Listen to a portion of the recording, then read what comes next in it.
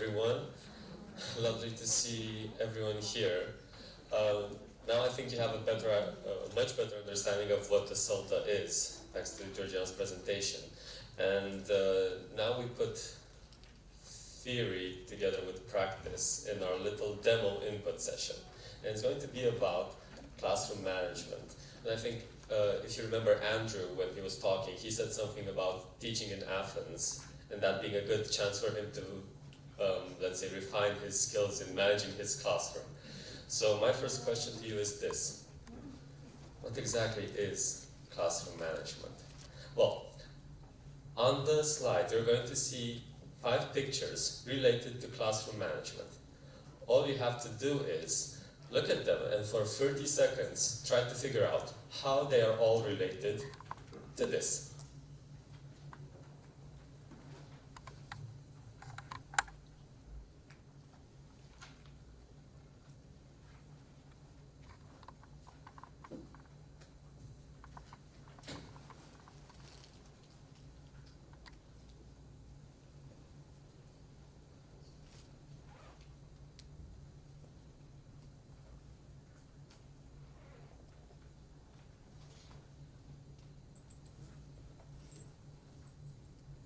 Okay, now, as you've been accustomed now to, turn to your partner or maybe form a group of 3 and tell them what aspect of classroom management each picture represents. You've got 30 seconds.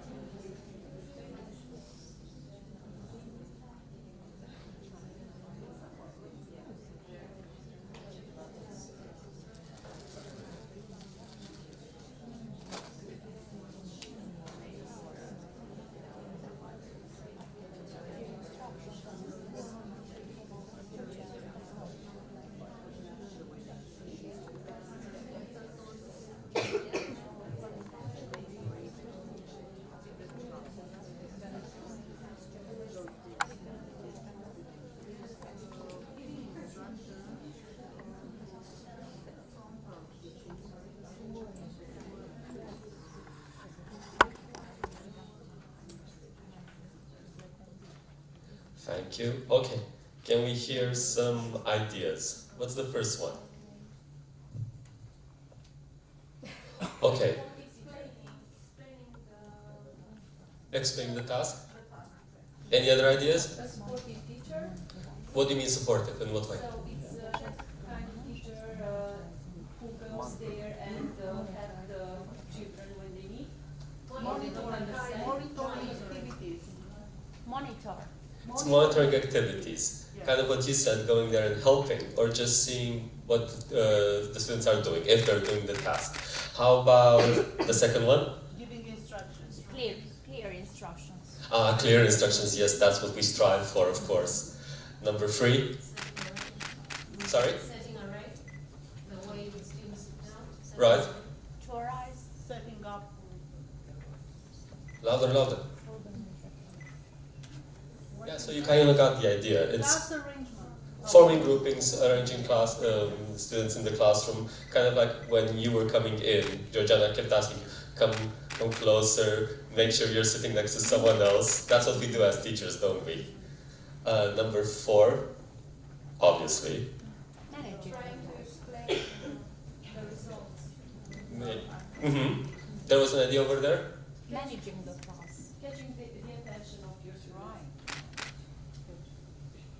Gathering and holding attention, in a way managing them. And something we hope we never see in our own classrooms. Struggling with motivation, yeah. Actually, using intuition to gauge what students are feeling, because we're working with people. Although sometimes they may be adults, or sometimes they're just miniature people, like first graders. So these are some of the aspects we're going to talk about today in our input session. Now, to help me, I brought someone else along, and I would like you to meet John. John is an English teacher. And though he may look calm and in control now, there used to be a time when he was rather unsure of himself in the classroom. And John is a friend of mine, and he got in touch to ask for advice. So I thought I could use John's story and our little text message exchanges to help us go through the info session today, so to guide us in a way. So let's see what John told me.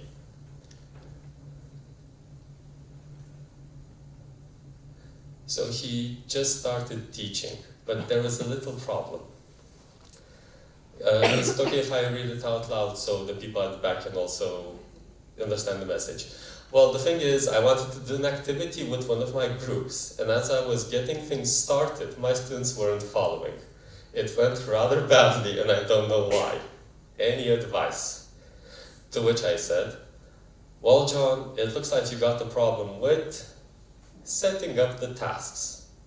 And that's what we're going to do next. We're going to discover how we set up an activity. Now, I'm going to show you the stages of setting up a task, but they're not in order. What you need to do is to put them in order.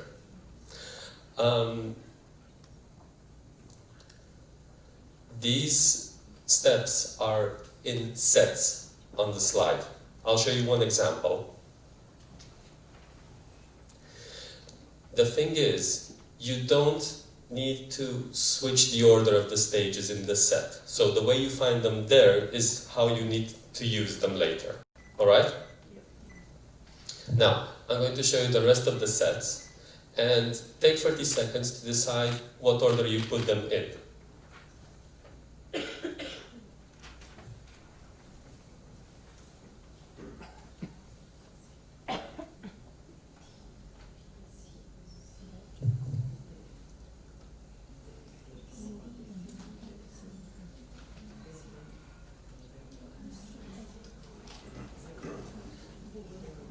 You still have some time to think before you share.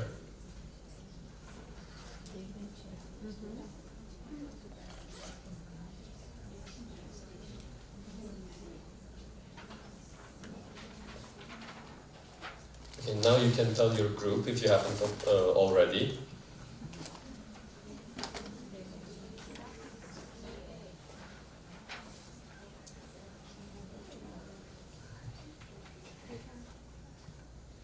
Okay, let's hear some answers. Which letter comes first? D. D? Okay. What would be after that? B. Following that? C. And then finally? A.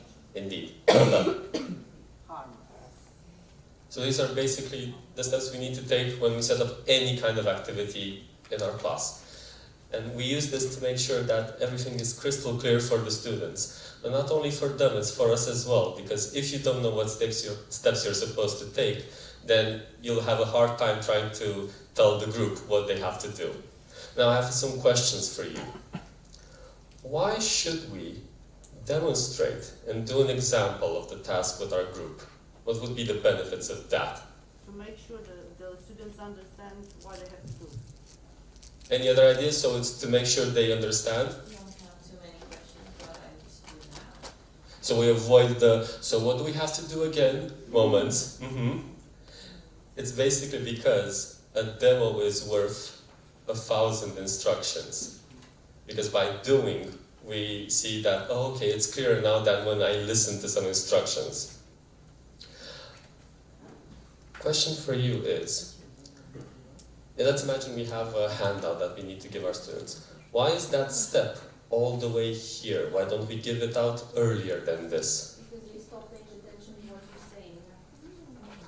They'll focus on the handout and they'll be like, oh, I have my paper now, you can shut up, thank you very much. Because sometimes that will happen. You give them something and they're very curious about it. They know you want them to work on it, and they'll be like, thank you, I'm fine. But they end up not hearing all of your instructions. So it's only after you get their attention, give their instructions, demonstrate, check that they understand what they have to do, that you give them the handout, because then you're sure they know what is supposed to happen. So while they're working, we monitor them. But at one point, we may decide to give a time warning, like 1 more minute left. Why do we need to do that? Why would we need to do that? Do you do this in your classes? So what's the reason behind that? So that they can finish, okay, because we have a certain set of activities we need to get through, right? But there's one more thing. Let's say... To have time to see the results and have a, I don't know, form a conclusion. Yes, a conclusion about what So- happened. So they can all finish and we can go on to feedback. Right. It's also because, imagine you have 20 students in your group, 16 of them have finished, and 4 of them have done just half of the handout. You would want to give them a little signal to start working a bit faster because they're the last ones. So they need to know that they don't have time to waste or to dream about something else, that they should start writing. And at the end, why do we need to signal the end of the activity? I mean, we just got feedback. We just checked all the answers from the handout. It's so the students can understand that, all right, we've done all of this. It's settled. We understood everything. And now we're moving on to a different activity where maybe we don't need this particular handout anymore, or we're going to need to switch groups to think about something else. Your students need to know what stage of the lesson you're at, and you need to signal that very clearly. So I told John all these things. Oh, by the way, I did tell John about monitoring, and we're going to come back to this a bit later in the session. We have details here. And John told me, "Hi Alex, thanks for the tips, work the treat." So hey, it worked. But look, there's still more room for text, so do you think everything went smoothly for John from that point onwards? No, he still had some other problems. Let's see what the next one was. Mind if I pick your brains a bit more? See, the thing is, some of my students don't really understand what they have to do during some of our activities. I give the instructions, but I only get back some blank stares. What do you think I should do? Has this ever happened to you, telling the students what they have to do, and then you look at them, they nod, but it's clear that they don't understand the thing that is happening? Well, I told John, it looks like you've got a problem with giving instructions. I don't think there is a lesson where we do not give instructions one way or another. Either we say them, we project them, we mime them, but we still need to give instructions. So let's see. What makes a piece of instruction a good one? Good instructions means sometimes we have to use certain things and avoid including certain things. Now, you're going to see one idea on the board, and you have to consider whether we should use it or not when giving instructions, and why. So just take some time to think.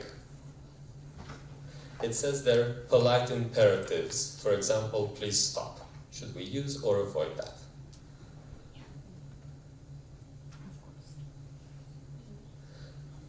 Tell your group if we use or avoid it and why. 30 seconds.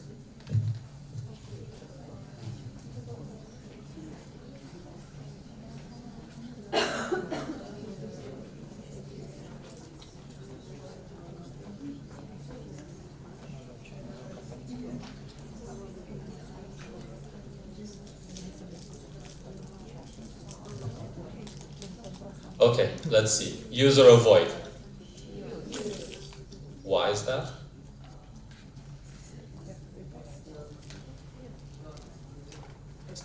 To get our attention. Why imperatives? Because we're using our authority, right? Do this. Sorry? Orders. Kind of orders, yes, but we do add a little please at the end because we still respect our students. We're trying to, yes, of course. All right, now you're going to see the rest of the ideas. And in your groups, decide whether we should use or avoid these things and why. You've got 1 minute. Should I read them out for you first? It says modal verbs, for example, what might this be? Simple language, especially present simple. Embedded questions, for example, do you know what the answer is? Unnecessarily polite forms, for example, now if you wouldn't mind, could you possibly be so kind as to tell me? And concrete ideas, especially at lower levels. Okay, 1 minute.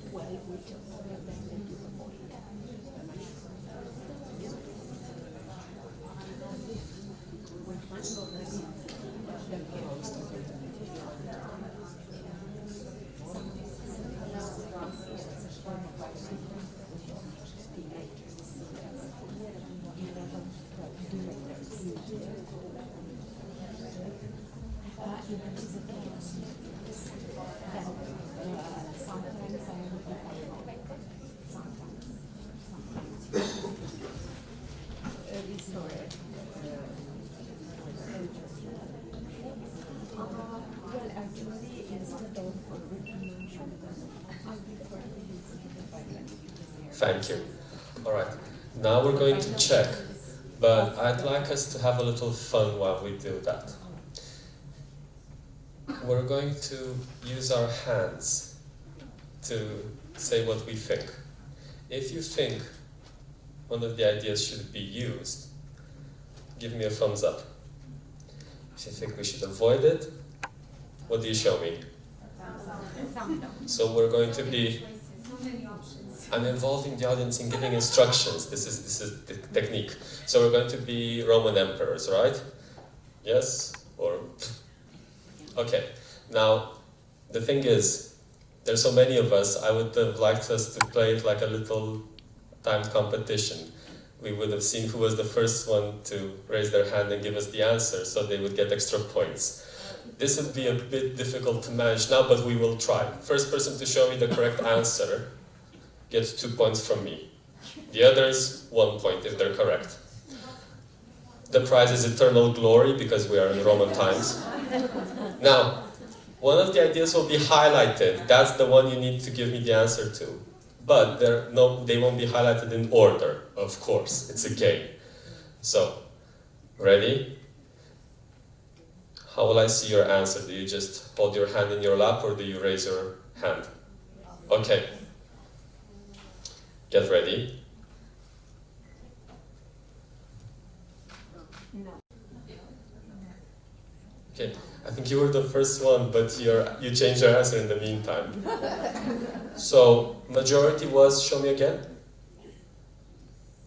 And there's majority yeses, some nos. Well, actually, we should try to avoid using embedded questions.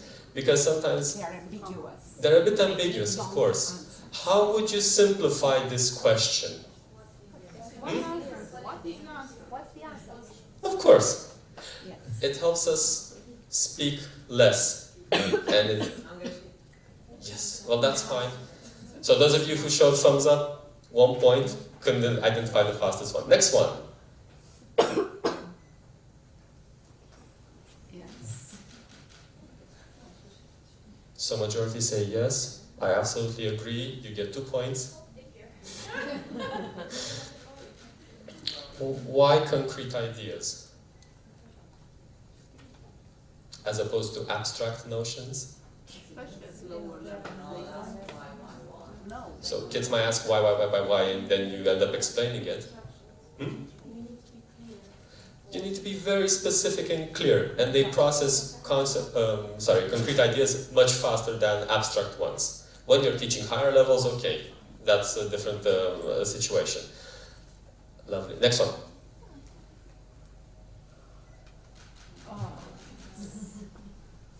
Okay. Majority say no, and I agree. You get 2 points. Everyone else gets 1 point if they show no. I know that the clue is there unnecessarily, but why should we avoid that? I mean, we want to be polite. What's the problem with that? Confusing. Too confusing and too long. I mean, just what's the simple way of saying this? Could you tell me? Can you tell me? That's mine. Yeah. Or just tell me, sure, if your tone is nice and sweet. Instead of, tell me. Okay. Oh, Some thumbs up, some thumbs down. Okay. I'll tell you my answer is we should avoid using them. Why do you think that is? because it introduces certain Ambiguous or just there's a level of uncertainty, and then depending on the level of your learners, they might not need to hear modal verbs. Just say, What's this? what's this? Of course. So keep it simple, just for the sake of it. You get 2 points. You're the first one to show thumbs down. Well done. Are you keeping track of your score? For eternal glory, yes it is. Okay. I know this is the last one, so I haven't highlighted it yet. Okay, everyone arms down.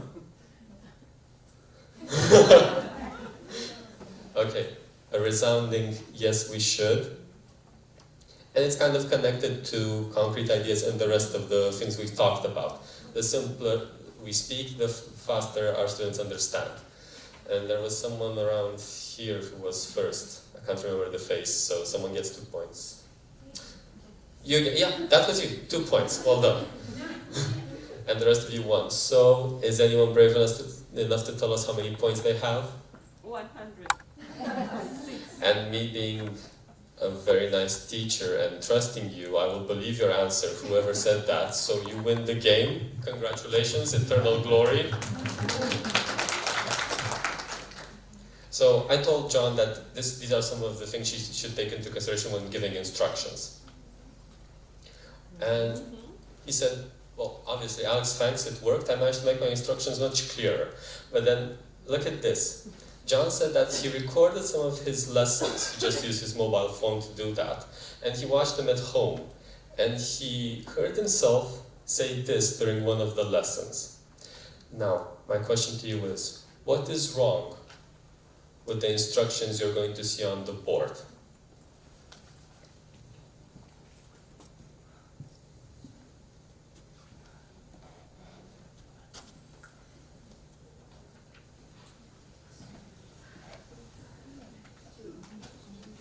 So, problems. Advanced grammar structures. Anything else? Long and difficult to follow. Unnecessarily long. Long, quite long. Basically, overly long. Complex grammatical structures. And that's an embedded question. So then, how would you change it? How would you simplify it? So what's your opinion of smoking? Do you agree with smoking? All very valid answers. So again, keep it simple. A KISS principle. Now, I promised you we'd talk about monitoring when we were doing the stages of setting up a task. So monitoring would mean what I was doing while you were talking. Going through the rows, listening to you, seeing if you were doing what you were supposed to be doing. So, John told me that his director of studies came to see one of his lessons, and afterwards, during feedback, she kept telling him you should monitor the students more. And John told me, what does that even mean, Alex? Now, we're going to see some excerpts from the feedback document, representing situations, moments from John's lessons. What I would like you to do is read the feedback and decide why John should have monitored the students more. I mean, how would that have helped his lesson? Let's see the situation first.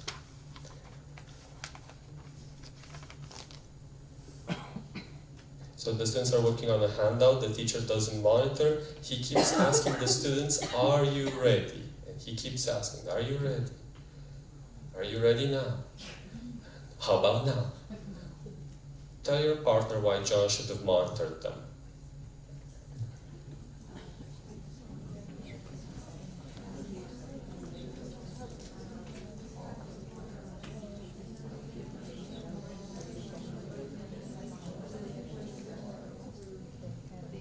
Thank you.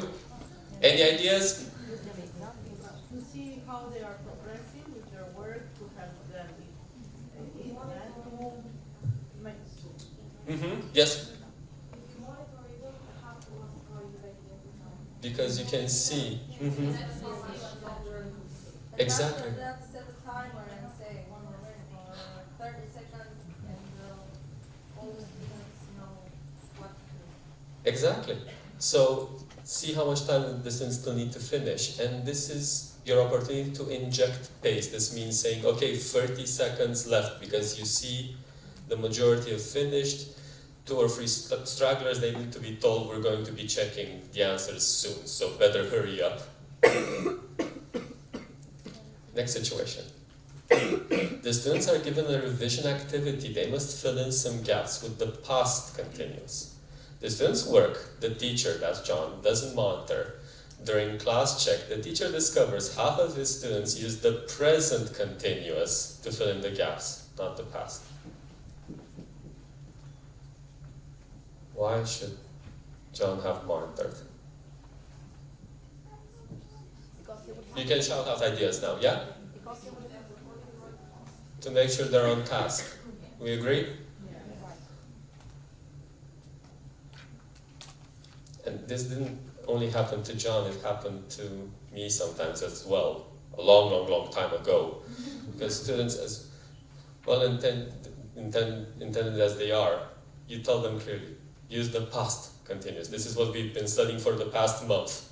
Use the past continuous. What do we need to use? And they say, past continuous, teacher. And then when you monitor them, you see the present continuous. The students are doing some speaking in pairs. However, some of the pairs are talking about last night's Vocea României instead of focusing on the topic, and the teacher does not notice. So they're talking about the voice. Why should John have monitored them?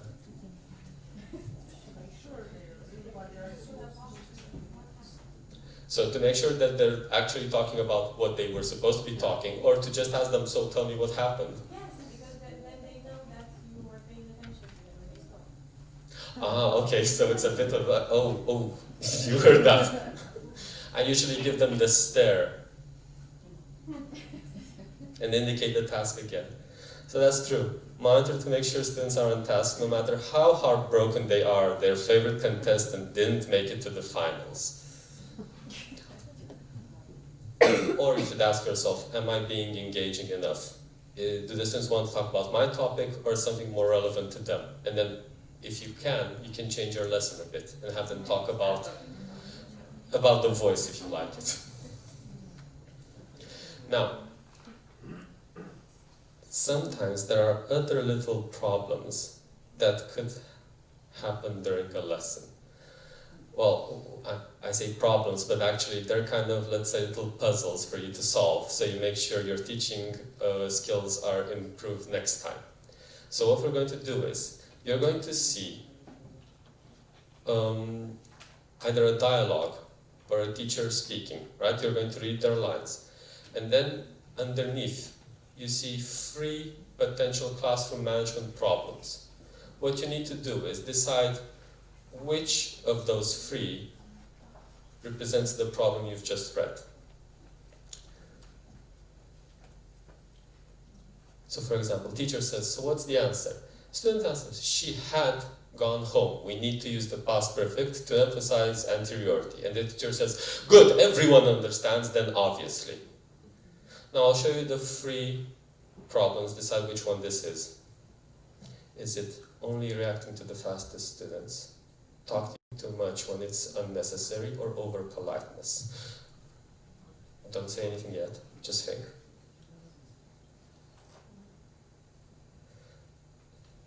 Okay, we're going to check the answers with you raising your hand and showing me either 1 for problem 1, 2 for problem 2, or 3 for problem 3.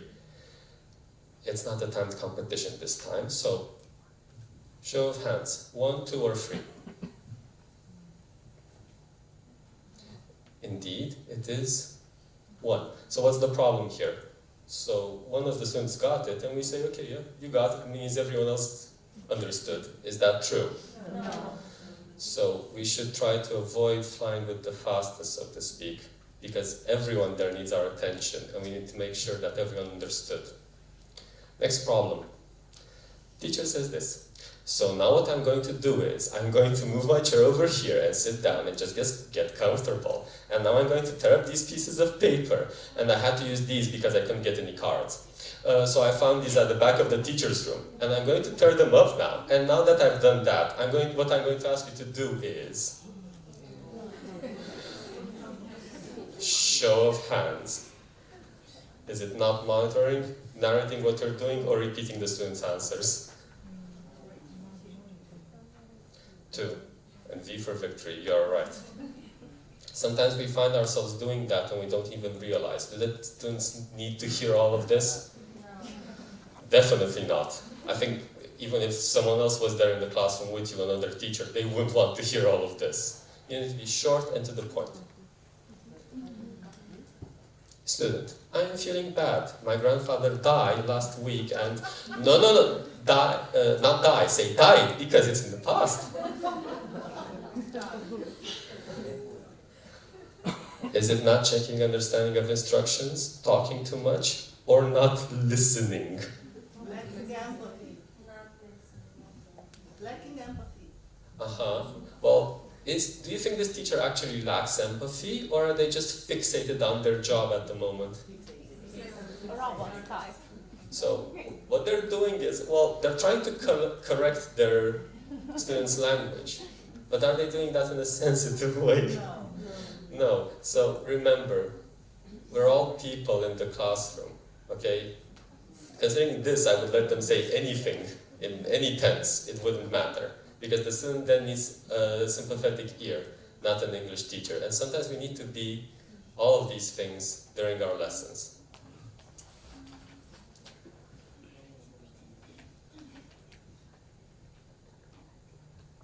Student, I went to the cinema. Teacher, you went to the cinema. Good, you went to the cinema. Echoing, over politeness, or narrating what you're doing? Echoing. Why should we not do this? It sounds like We sound like a parrot. 1, it's annoying. 2, we sound like a parrot, yes. 3, are we adding anything? No. So why would we?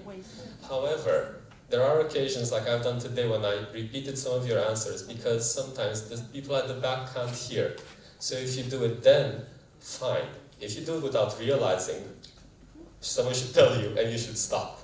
Because we do this in our day-to-day lives, don't we? We just repeat things to show that we've been paying attention. Not here. We don't need to do that. So this in a way wraps up our little input session. There's much more to say about classroom management, but I just allowed you to, let's say, whet your appetites a little. But now I want us to turn back to John F., English teacher. So I told John, just so you know, there are lots of other techniques you could use to improve your teaching. And I suggested, why don't you come over and do the CELTA? Because that's where you would actually have the time to learn about all of these things, and you would be focused solely on that. And then John, of course, said, Alex, you read my mind. I'm going to enroll as soon as possible. But why is his name John F? Well, because it's based on the writer John Fowles, who actually worked as an English teacher, as an English language teacher. He worked somewhere in Greece, and he based his novel *The Magus* on his experience there. So, ladies and gentlemen, because we saw during setting up tasks that we clearly need to signal the end of the activity, let's clearly signpost the end of this input session by saying thank you.